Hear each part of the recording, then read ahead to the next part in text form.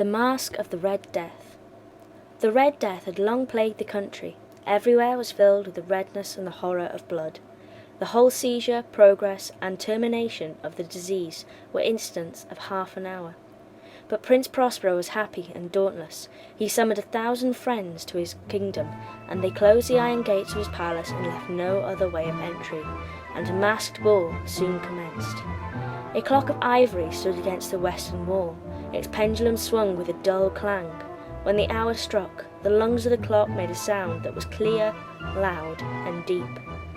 There were some that would have thought the prince mad, as, despite the horror that raged outside the iron gates, he and the revel went whirling on, until, at length, midnight sounded upon the clock.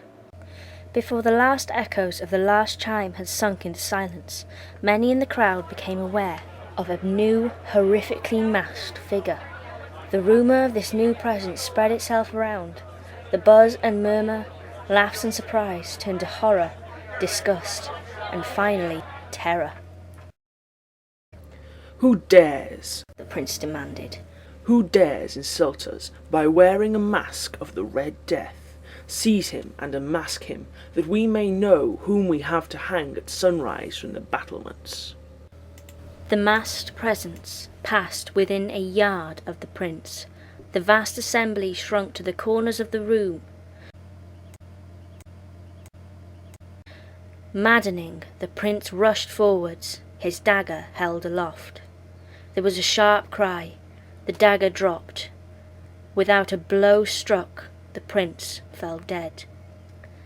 Hands from the assembly grasped the mummer and found the mask untenanted by any tangible form. He was the presence of the Red Death. Like a thief in the night he had come and dropped the revellers in the blood-soaked halls. The life of the ebony clock went out with the last life of the revellers. Darkness, decay, and the Red Death ruled all.